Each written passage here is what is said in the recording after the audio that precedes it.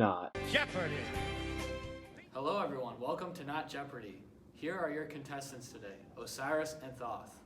And I am your host, Ra. Our categories are the Gnarly Nile, Nifty New Kingdom, Ice Cream Social System, and the Unbelievable Unification. Let's get to know today's contestants. I'm Osiris, king of the underworld and ruler of the nether. I'm Thoth, god of knowledge and wisdom. Let's get our questions. Osiris, go ahead. I'll take nifty new kingdom for 200. How are temples different from pyramids and tombs? Temples have vast internal chambers. Correct. I'll go with unbelievable unification for 200. What was the religious purpose of mummification? To preserve the body for the afterlife. Correct. I'll take unbelievable unification for 400. What is the following video describing? Ancient Egypt, its people, and its culture are so intriguing to us today, but because there are so many interesting ancient cultures to study and learn about, we don't always get to dig as deeply into it as we would like. One of the most bizarre and curious things about the ancient Egyptians was their belief system, and it is so amazing that it has kept the entire world captivated for thousands of years. The ancient Egyptians had a complex and fascinating religious structure that explained and was part of every area of their lives. They were polytheistic, which means they worshipped many gods. The ancient Egyptians believed that their gods were very active in nature and in their lives, and most of the rituals and actions the Egyptians took part in were focused on making sure the gods were pleased with them. Every single event, from life and death to changing days and seasons, were associated with a specific god or goddess. Unlike a lot of monotheistic or single god religions, the ancient Egyptian gods and goddesses were not believed to be distant and removed from the people who worshipped them.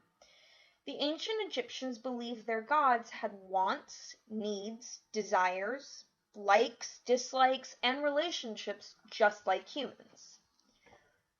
Because the gods were given very specific roles, some of them became very important in Egyptian culture, and they were drawn, painted, and sculpted more often than the other gods.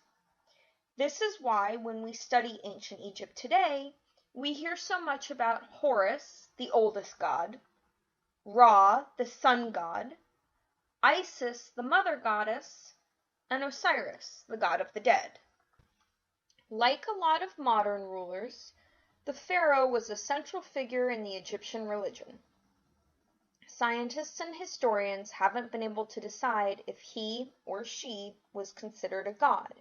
It is more likely that the pharaoh was considered to be descended from, or related to, the gods. However, the majority agree that the pharaoh was probably considered to be a little bit of both. Pharaohs were human and had human faults and weaknesses, but the ancient Egyptians believed that the right to rule or be a king was a special and divine, or God's given, right.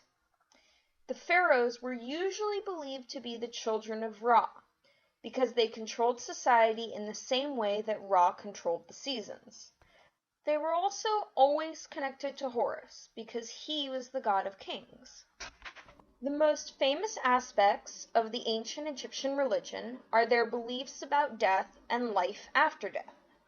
They believed that after they died, their hearts were weighed by Anubis, the jackal-headed god of mummification and the afterlife. If they had lived good lives, their life force, or Ka, could join up with their soul, or Ba. If they lived bad lives, then these two forces had to be separated forever, which they believed was very bad. One of the things we studied during our unit on ancient Egypt was their practice of putting food, clothes, and favorite items into a tomb with a mummy before the tomb was sealed. Knowing about the Ka helps us to better understand this. The ancient Egyptians believed that the Ka, which had survived off of food and water during the person's life, needed those same things after death in order for it to keep existing.